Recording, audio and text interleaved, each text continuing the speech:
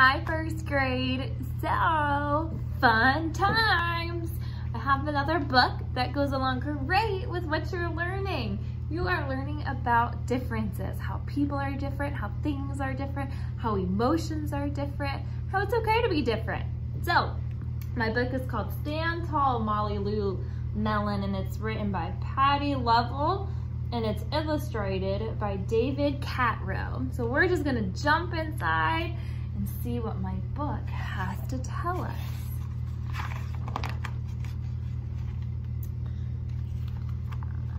Molly Lou Melon stood just taller than her dog and was the shortest girl in the first grade. She didn't mind. Her grandma had told her, walk as proudly as you can and the world will look up to you.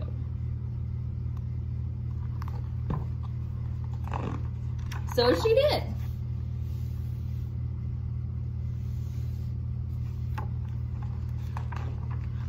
Molly Lou Melon had buck teeth that stuck out so far she could stack pennies on them. She didn't mind. Her grandma had told her, smile big and the world will smile right alongside of you.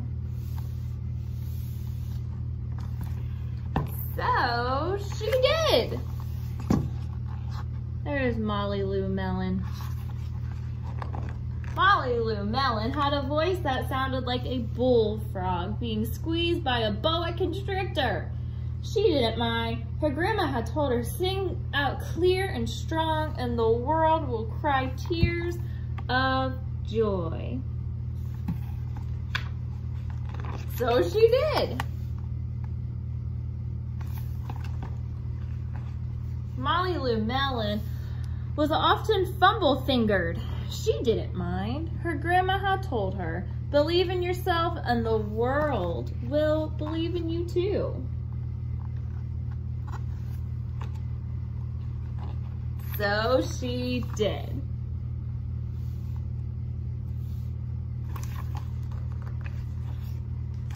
Then Molly Lou Melon moved to a new town. She had to say goodbye to her grandma and all of her friends.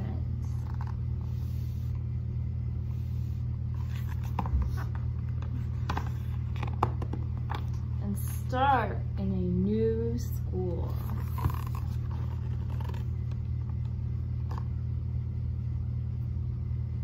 Some of you may know what it's like to be like Molly Lou Melon. Some of you came from a different school to Bass.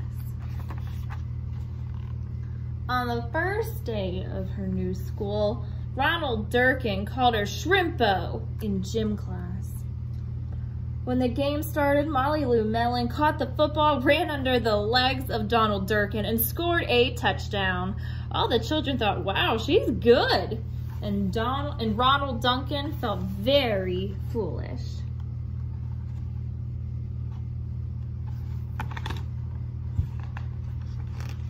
On the second day of school, Ronald Durkin called her Bucktooth Beaver. Molly Lou Melon took out her pennies, stacked 10 high on her teeth, and smiled as big as day. All the children smiled with glee, and Ronald Durkin felt very foolish.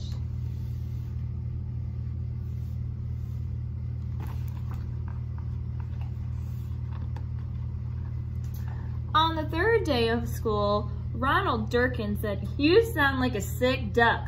Honk, honk. Molly Lou Melon sang out with a quack, so clear and strong that it made Ronald Durkin somersault backwards, hit his head, and have to go to the nurse. All the children cried with joy to be free of Ronald Durkin for the rest of the afternoon, and Ronald Durkin felt very foolish.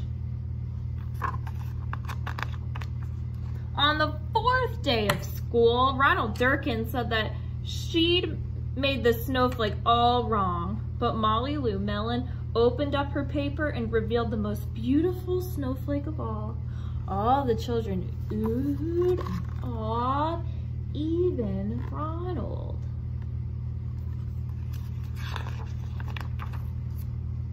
On the fifth day of school, Ronald Durkin brought Molly Lou Melon a stacking penny for her tooth and smiled at her.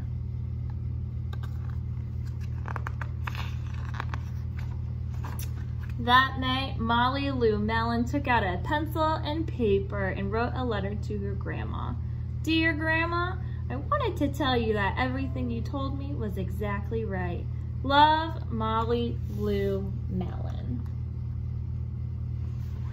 And that is the end of our book. And on the back, there's a picture of the dog.